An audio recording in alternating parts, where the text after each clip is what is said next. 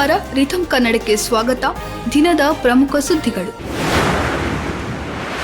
Telecom ನಿಯಂತ್ರಕ TRAI ಕರೆ ದರಗಳು ಹಾಗೂ ಕರೆ ಡೇಟಾ ನಿಯಮಗಳನ್ನು ಬದಲಿಸಿದೆ. ಈ ಪ್ರಕಾರ ಡೇಟಾ ಬೇಡ, ಕೇವಲ ಕರೆ SMS ಪ್ಯಾಕ್ ಸಾಕು ಎನ್ನುವವರಿಗೆ ಪ್ರತ್ಯೇಕ ಪ್ಲಾನ್ ಬಿಡುಗಡೆ ಮಾಡಲು ಟೆಲಿಕಾಂ ಕಂಪನಿಗಳಿಗೆ ಸೂಚಿಸಿದೆ.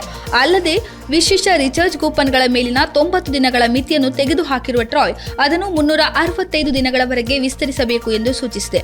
ವೃದ್ಧರು ಹಾಗೂ ಮನೆಗಳಲ್ಲಿ ಬ್ರಾಡ್ಬ್ಯಾಂಡ್ ಹೊಂದಿರುವವರಿಗೆ ಇಂಟರ್ನೆಟ್ಗೆ ರಿಚಾರ್ಜ್ ಮಾಡಿಸುವ ಅವಶ್ಯಕತೆ ಇರದಿರುವುದನ್ನು ಗಮನಿಸಿರುವ ಟ್ರಾಯ್ ಕೇವಲ ಕರೆ ಹಾಗೂ ಸಂದೇಶ ರವಾನೆಗೆಂದು ಪ್ರತ್ಯೇಕ ದರ ಪಟ್ಟಿ ತಯಾರಿಸಲು ಸೂಚಿಸಿದೆ. ಈ ಮೂಲಕ ಗ್ರಾಹಕರು ತಾವು ಬಳಸುವ ಸೇವೆಗಳಿಗಷ್ಟೇ ಹಣ ಪಾವತಿಸುವಂತಾಗುತ್ತದೆ. ಅಂತೆಯೇ ವೋಚರ್ಗಳಿಗೆ ಯಾವುದೇ ಬೆಲೆಯನ್ನು ನಿಗದಿಪಡಿಸಲು ಅನುಮತಿಸಿರುವ ಟ್ರಾಯ್ ₹10 ರಿಚಾರ್ಜ್ ಕೂಪನ್ ಕೂಡ ಒದಗಿಸಬೇಕು ಎಂದು ಸೂಚಿಸಿದೆ. ಶಿಕ್ಷಣ ವ್ಯವಸ್ಥೆಯಲ್ಲಿ ಕೇಂದ್ರ ಸರ್ಕಾರವು ಮಹತ್ವದ ತೀರ್ಮಾನವೊಂದನ್ನು ಪ್ರಕಟಿಸಿದ್ದು 5 ಮತ್ತು 8ನೇ ತರಗತಿಗಳಿಗೆ ನೋ ಡಿಟೆನ್ಷನ್ ನೀತಿಯನ್ನು ತನ್ನ ಆಡಳಿತದ ಶಾಲೆಗಳಲ್ಲಿ ರದ್ದುಗೊಳಿಸಿದೆ. ಇದು ದೇಶದ 3,000 ಕೇಂದ್ರೀಯ ವಿದ್ಯಾಲಯಗಳು, ನವೋದಯ ವಿದ್ಯಾಲಯಗಳು ಮತ್ತು ಸೈನಿಕ ಶಾಲೆಗಳಿಗೆ ಅನ್ವಯಿಸಲಿದೆ. ಈ ಪ್ರಕಾರ 5 ಹಾಗೂ 8ನೇ ಕ್ಲಾಸಿನ ವಾರ್ಷಿಕ ಪರೀಕ್ಷೆಗಳಲ್ಲಿ ಫೇಲ್ ಆದರೆ ಮಕ್ಕಳಿಗೆ 2 ತಿಂಗಳಲ್ಲಿ ಮರುಪರೀಕ್ಷೆ ನಡೆಸಲು ಅವಕಾಶ ನೀಡಲಾಗುತ್ತದೆ. ಆಗಲೂ ಅವರು ಫೇಲ್ ಆದರೆ ಮತ್ತೆ ಅವರನ್ನು 5 ಅಥವಾ 8ನೇ ಕ್ಲಾಸಲ್ಲೇ ಕೂರಿಸಬೇಕು ಎಂದು ಸೂಚಿಸಲಾಗಿದೆ. ಉತ್ತರ ಪ್ರದೇಶದಲ್ಲಿ 32 ವರ್ಷಗಳ ಹಿಂದೆ ಅಯೋಧ್ಯೆಯ ದಾಳಿ ಸಂದರ್ಭ ಮುಚ್ಚಲ್ಪಟ್ಟಿದ್ದ ಶಿವ ದೇವಾಲಯವೊಂದರ ಬಾಗಿಲನ್ನು ಸೋಮವಾರ ಪುನಃ ತೆಗೆಯಲಾಗಿದೆ. ಈ ವೇಳೆ ನಡೆದ ಮೆರವಣಿಗೆಯಲ್ಲಿ ಮುಸ್ಲಿಮರು ಪುಷ್ಪವೃಷ್ಟಿ ಸುರಿಸಿ ಕೋಮು ಸೌಹಾರ್ದತೆ ಮೆರೆದಿದ್ದಾರೆ. 1992ರಲ್ಲಿ ನಡೆದ ಅಯೋಧ್ಯೆ ಬಾಬ್ರಿ ಮಸೀದಿ ಧ್ವಂಸದ ವೇಳೆ ಉತ್ತರ ಪ್ರದೇಶದ ಲುಧವಾಲಾದಲ್ಲಿ ನಡೆದ ಕೋಮುಗಲಭೆಯ ವೇಳೆ ಮುಸ್ಲಿಂ ಬಾಹುಳ್ಯ ಪ್ರದೇಶದಲ್ಲಿದ್ದ ಶಿವ ದೇವಾಲಯದಲ್ಲಿ ಪೂಜೆ ಮಾಡುತ್ತಿದ್ದ ಕುಟುಂಬವು ವಿಗ್ರಹ ಶಿವನ ಲಿಂಗವನ್ನು ತೆಗೆದುಕೊಂಡು ವಲಸೆ ಹೊರಟಿತ್ತು. ಬಳಿಕ ದೇಗುಲ ಪೂಜೆ ಕಾಣದೆ ಪಾಳು ಬಿದ್ದಿತು. ಆದರೆ ಜಿಲ್ಲಾಡಳಿತದ ಶ್ರಮದಿಂದಾಗಿ ಮತ್ತೆ ದೇಗುಲಕ್ಕೆ ಜೀವ ಕಳೆ ಬಂದಿದ್ದು ದೇವರನ್ನು ಮರುಪ್ರತಿಷ್ಠಾಪಿಸಲಾಗಿದೆ. ಸೋಮವಾರ ಸ್ವಾಮಿ ಯಶವೀರ್ ಮಹಾರಾಜ್ ಅವರ ನೇತೃತ್ವದಲ್ಲಿ ದೇಗುಲ ಶುದ್ಧೀಕರಣ, ಹೋಮ ಹವನ, ಪೂಜಾ ಕೈಂಕರ್ಯ ನಡೆದವು. ಈ ವೇಳೆ ಮುಸ್ಲಿಮರು ಹಿಂದೂಗಳು ನಡೆಸಿದ ಮೆರವಣಿಗೆ ಮೇಲೆ ಪುಷ್ಪ ಸುರಿಸಿ ಆನಂದದಿಂದ ಸ್ವಾಗತಿಸಿದರು. ಪ್ರಧಾನಿ ನರೇಂದ್ರ ಮೋದಿ ಅವರು ಇಂದು ನವದೆಹಲಿಯಲ್ಲಿ ನೀತಿ ಆಯೋಗದ ಖ್ಯಾತ ಅರ್ಥಶಾಸ್ತ್ರಜ್ಞರೊಂದಿಗೆ ಬಜೆಟ್ ಪೂರ್ವ ಸಮಾಲೋಚನೆಯಲ್ಲಿ ಭಾಗವಹಿಸಿದರು. ಕೇಂದ್ರ ಹಣಕಾಸು ಸಚಿವೆ ನಿರ್ಮಲಾ ಸೀತಾರಾಮನ್, ನೀತಿ ಆಯೋಗದ ಸಿಇಒ BVR ಸುಬ್ರಹ್ಮಣ್ಯಂ ಮತ್ತು ಇತರ ಹಿರಿಯ ಅಧಿಕಾರಿಗಳು ಸಭೆಯಲ್ಲಿ ಭಾಗವಹಿಸಿದ್ದರು.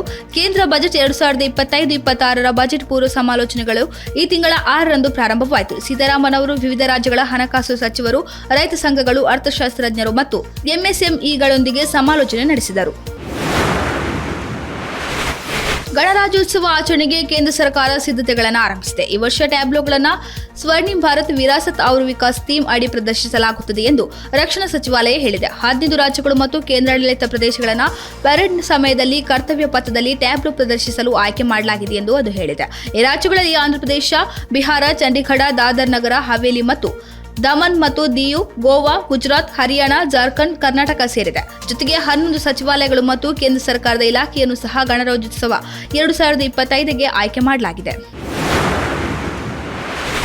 ಕಳೆದ ಪ್ಯಾರಿಸ್ ಒಲಿಂಪಿಕ್ಸ್ನಲ್ಲಿ ಜೋಡಿ ಕಂಚಿನ ಪದಕಗಳನ್ನು ಗೆದ್ದಿದ್ದ ತಾರಾ ಶೂಟರ್ ಮನು ಭಾಕರ್ ಅವರ ಹೆಸರನ್ನು ಈ ಬಾರಿಯ ಮೇಜರ್ ಧ್ಯಾನ್ ಚಂದ್ ಖೇಲ್ ರತ್ನ ಪ್ರಶಸ್ತಿಯ ನಾಮನಿರ್ದೇಶಿತರ ಪಟ್ಟಿಯಿಂದ ಹೊರಗಿಡಲಾಗಿದೆ ಎಂದು ವರದಿಗಳು ಹೇಳಿವೆ.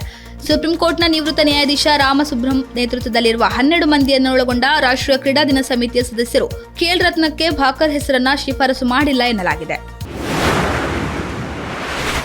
ಭಾರತದಲ್ಲಿ ಸಾಮಾಜಿಕ ಕಳಕಳಿಯುಳ್ಳ ಸಿನಿಮಾಗಳ ಪ್ರವರ್ತಕ ಎಂದೇ ಖ್ಯಾತಿ ಪಡೆದಿದ್ದ ಖ್ಯಾತ ಸಿನಿಮಾ ನಿರ್ದೇಶಕ ಶ್ಯಾಮ್ ಬೆನೆಗಲ್ ಸೋಮವಾರ ಮುಂಬೈನಲ್ಲಿ ವಿಧಿವಶರಾಗಿದ್ದಾರೆ. ಮೂತ್ರಪಿಂಡದ ಸೋಂಕಿನಿಂದ ಬಳಲುತ್ತಿದ್ದ ಅವರನ್ನು ಕೆಲ ದಿನಗಳ ಹಿಂದೆ ಮುಂಬೈನ ಓಕಾರ್ಡ್ ಆಸ್ಪತ್ರೆಗೆ ದಾಖಲಿಸಲಾಗಿತ್ತು. ಚಿಕಿತ್ಸೆ ಫಲಕಾರಿಯಾಗದೆ ನಿನ್ನೆ ಕೊನೆಯುಸಿರೆಳೆದಿದ್ದಾರೆ. ನೈಜವಾಗಿ ಕಥೆ ಹೇಳುವಿಕೆ ಮತ್ತು ಸಾಮಾಜಿಕ ಒಳನೋಟಗಳನ್ನೊಳಗೊಂಡ ಸಿನಿಮಾಗಳನ್ನು ನಿರ್ಮಾಣ ಮಾಡುವ ಮೂಲಕ ಹೆಸರುವಾಸಿಯಾಗಿದ್ದ ಶ್ಯಾಮ್ 18 ರಾಷ್ಟ್ರೀಯ ಪ್ರಶಸ್ತಿಗಳನ್ನು ತಮ್ಮದಾಗಿಸಿಕೊಂಡಿದ್ದಾರೆ. ಅಲ್ಲದೆ 1976ರಲ್ಲಿ ಪದ್ಮಶ್ರೀ, 1991ರಲ್ಲಿ ಪದ್ಮಭೂಷಣ ಪ್ರಶಸ್ತಿಗಳನ್ನು ನೀಡಿ ಭಾರತ ಸರ್ಕಾರ ಅವರನ್ನು ಗೌರವಿಸಿದೆ. ಇದಾಗಿತ್ತು ಈ ಹೊತ್ತಿನ ಪ್ರಮುಖ ಸುದ್ದಿಗಳು. ಇನ್ನಷ್ಟು ಹೆಚ್ಚಿನ ವಿಚಾರಗಳಿಗಾಗಿ ವೀಕ್ಷಿಸಿ ರಿಥಮ್ ಕನ್ನಡ.